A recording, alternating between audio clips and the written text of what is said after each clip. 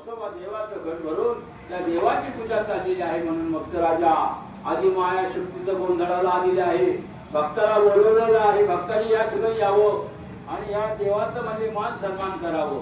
जेवढे भक्त मंडळी आहे, जेवढे प्रेमिक आहे म्हसोबाचे, त्यांनी या म्हसोबाला पण यावं, दर्शन घ्यावं आणि या ठिकाणी त्या देवाचा मान सन्मान पण करावा.